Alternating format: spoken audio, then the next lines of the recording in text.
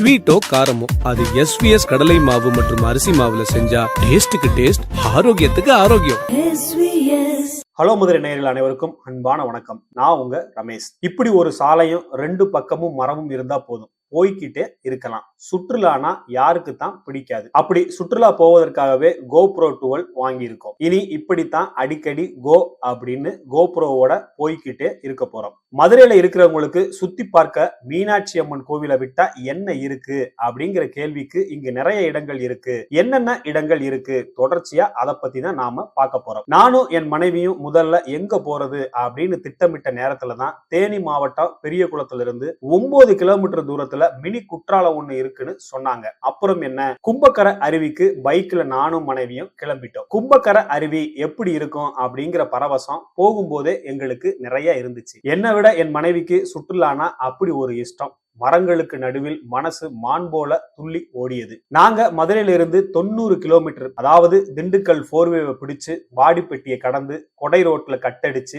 நிலக்கோட்டைக்கு நிதானமா வந்து வத்தலகுண்டை தாண்டி தேவதானப்பட்டி வந்துட்டா 4-வேல இருந்து பிரிஞ்சு போறதுக்கு முன்னாடியே பெரிய போர்டு இருக்கும். அது வழியா ஈஸியா வந்துடலாம். இல்லாட்டினா கூகுள்கிட்ட கேட்டா கூலா இந்த இடத்துக்கு கூட்டிட்டு வந்துடும். பொங்கல் கழிச்சு 3 நாளுக்கு அப்புறமா வந்ததால கூட்டம் ரொம்ப இல்ல. உள்ள நுழைஞ்சதுமே பார்க்கிங் கட்டணம் பைக்னா 10 ரூபாய், கார்னா 50 ரூபாய், வேன்னா 75 ரூபாய், பேருந்துனா 100 ரூபாய். பார்க்கிங் வசதி எப்படின்னு கேட்டீங்கன்னா பெருசா ஒண்ணும் இல்ல. மலை அடிவாரத்துல பாறை மேடு பள்ளத்துல நிப்பாட்டணும். கூட்டம் அதிகமான நேரத்துல எப்படி சமாளிப்பாங்கன்னு தெரியல. அடிவாரத்துல நிறைய ஸ்நாக்ஸ் கடைகள் இருக்கு. இங்க கொஞ்சம் விலை ஜாஸ்தி தான். அதுக்கப்புறமா நுழைவு கட்டணமா பெரியவங்களுக்கு 30 ரூபாய், குழந்தைகளுக்கு 20 ரூபாய் வசூலிக்கிறாங்க. கேமரா ஏதாவது நாம கொண்டு போனா அதுக்கு 50 ரூபாய் தனியா கட்டணும். இது ஒரு குளிக்கும் இடம் அப்படின்றதால வனத்துறையினர் கேமரா எடுக்கிறதுல முதல்லவே எச்சரிக்கை செய்யறாங்க. முக்கியமா பெண்கள் குளிக்கிறத கட்டாயம் எடுக்க கூடாது அப்படிங்கறதுல கவனமா இருக்காங்க. பெண்கள் கூட வந்தா ஓகே, ஆனா நீங்க தனியா பாய்ஸா போனீங்கன்னா வனத்துறை போலீஸ் உங்க மேல ஒரு கண்ணு வச்சுக்கிட்டே தான் இருப்பாங்க. அதை மறந்துடாதீங்க. டிக்கெட் எடுத்துக்கிட்டு கும்பக்கரை அருவி நுழைவு வாயில இருந்து 1 கிலோமீட்டர் தூரத்துல தான் இருக்குன்னு சொன்னதால நாங்க 2 பேரும் பொடிநடையா ட்ரெக்கிங் போற மாதிரி நடக்க ஆரம்பிச்சோம். ரோடு நல்லா இருக்கு. என்னன்னா ஏத்தமா இருந்துச்சு. கொஞ்சம் மூச்சும் வாங்குச்சு. குண்டா இருக்கிறவங்க, நடக்க முடியாதவங்களுக்கு வனத்துறை சார்பா பேட்டரி கார் இயக்குறாங்க. வயசானவங்க எல்லாம் ஜம்முன்னு இதுல ஏறி வந்துடலாம். ஒரு நபருக்கு கட்டணமா 20 ரூபாய் வசூலிக்கிறாங்க. நடக்க முடியறவங்க இப்படி அழக ரசிச்சுக்கிட்டே வரலாம். வழி நெடுக அப்படி ஒரு அழகு. உள்ள நுழைஞ்சதுமே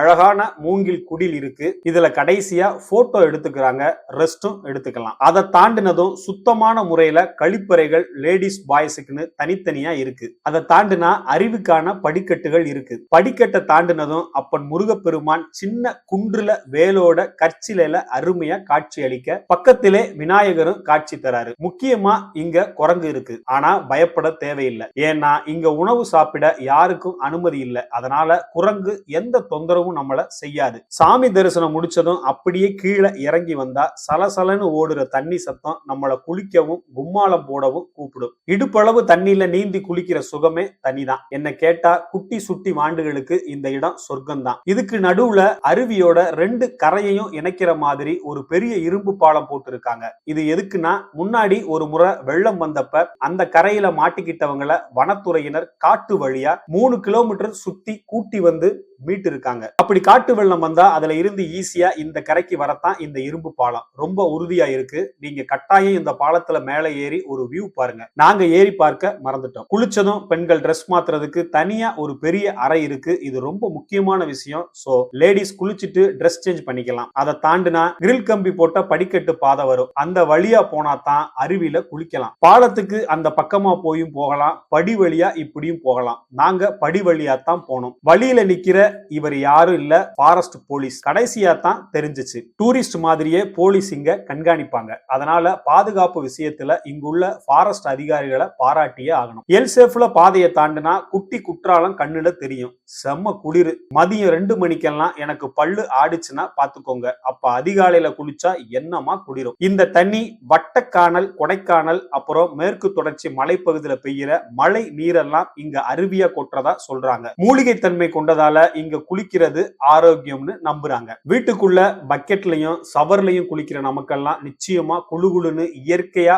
விழுற அருவி தண்ணியில குளிக்கிறது தனி சுகம்தான். முதல்ல நான் தான் செம குளியல போட்டேன். 1/4 மணி நேரம் வெளியவே வரல. அப்புறமா என் ஒய்ஃப், சொல்லவே தேவையில்லை, பாபநாசம் ஊருக்காரங்க, தண்ணினா போதும் மதுரையில காஞ்சு போனவங்களுக்கு கும்பக்கரை அருவியை பார்த்ததும் மலைச்சு போயிட்டாங்க. குளிக்கிறவங்க பாதுகாப்பா பயப்படாம இருக்க அருவிக்குள்ள கம்பி போட்டு இருக்காங்க. அது வெளியே பார்க்க தெரியாது. அதை பிடிச்சுக்கிட்டா பயப்படாம குளிக்கலாம். குறிப்பா அருவி பகுதியில குளிக்கிறவங்க தண்ணியில அடிச்சுக்கிட்டு போனா பாதுகாக்கும்படி ஒரு பெரிய இரும்பு தடுப்பு வேலி போட்டிருக்காங்க. இது ரொம்ப நல்ல விஷயம், முக்கியமானதும் கூட. பாறைகள் இங்க ரொம்ப இருக்கு, அதோட அதிகமா வழுக்குது. செருப்பு போட்டு குளிக்கிறவங்க கவனமா இருங்க. என் ஒய்ஃப் வழுக்கி கீழே விழுந்து முட்டில ரத்தமே வந்துருச்சு. சோ மக்களே கவனமா குளிங்க. இதுக்கு ஏன் கும்பக்கரை அருவின்னு பேரு வந்துச்சு அப்படின்னா, இந்த பகுதியில மாட்சி நாயக்கன், வீரபுத்திரன், வைரவன், பூதநாட்சி, செழும்பு நாட்சி, சோத்துமாயன், சின்ன அண்ணன், கருப்பணசாமி, இப்படி இங்க இருக்கிற வனதெய்வங்கள் எல்லாமே இங்க உள்ள கரையில கும்பலா ஒன்னா கூடுமா. அதனால இது கும்பல் கரைன்னு அழைக்கப்பட்டதாகவும் அதுவே கும்பக்கரைன்னு மருவியதா சொல்றாங்க. இங்க 2 இடத்துல குளிக்க அனுமதி இருக்கு. மற்ற இடங்கள்ல அபாயம்னு போர்டு போட்டு தடை செஞ்சிருக்காங்க. வெள்ளப்பெருக்கு ஏற்பட்டு பலரையும் அடிச்சுக்கிட்டு போயிருக்கதால வனத்துறை ஆபத்தான மற்ற இடங்களுக்கு அனுமதி கொடுக்கறத முற்றிலுமா தடை செஞ்சிருக்காங்க. சோ அபாயம்னு போர்டு போட்டு இருக்கிற பகுதிக்கு போகாதீங்க, எச்சரிக்கையா இருங்க. குழந்தைகளுக்கு சொல்லவே தேவையில்லை, இந்த தண்ணியை பார்த்தா போதும் வெளியவே வரமாட்டாங்க. செம்மையா என்ஜாய் பண்றத பார்க்க முடிஞ்சது. உசிலம்பட்டியில இருந்து வந்த பாய்ஸ் கூட்டம் அருவியை தெறிக்க விட்டாங்கன்னே சொல்லலாம். அப்படி ஒரு ஆட்டம் பாட்டம். நிச்சயமா இந்த வீடியோவுக்காக காத்திருப்பாங்க. அவங்களுக்காக அவங்க போட்ட ஆட்டத்தை பாருங்க.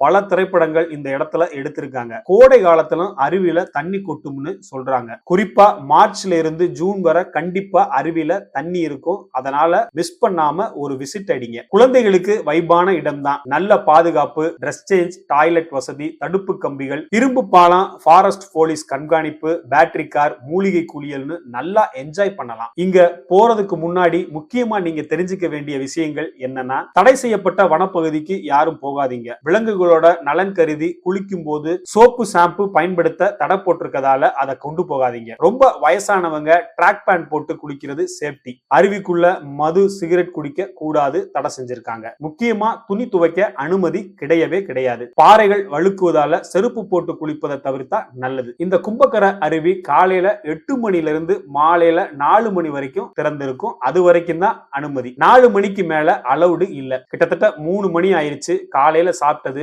குளியல், அருவியில ஆட்டம்னு பசி எடுக்க ஆரம்பிச்சிருச்சு. அருவி சத்தம் போய் வயிறு சத்தம் போட ஆரம்பிச்சிருச்சு. அருவி அடிவாரத்துல எந்த ஹோட்டலும் கிடையாது. முன்னாடி இருந்ததா சொல்றாங்க. இப்ப காஃபி, டீ, ஸ்நாக்ஸ் கடை மட்டும்தான். மீன் தலை மட்டும் இருந்துச்சு ஒரு கூழ் விக்கிற கடையில. அது என்னன்னு எங்களுக்கு புரியல, தெரிஞ்சா கமெண்ட்ல சொல்லுங்க. அருவிக்குள்ள சாப்பிடக்கூடாது. அதனால சாப்பாடு வாங்கிட்டு வந்தாலும் மலை அடிவாரத்துல ஏதாவது ஒரு இடத்துல தான் சாப்பிடணும். நாங்க சாப்பாடு வாங்கிட்டு போகல.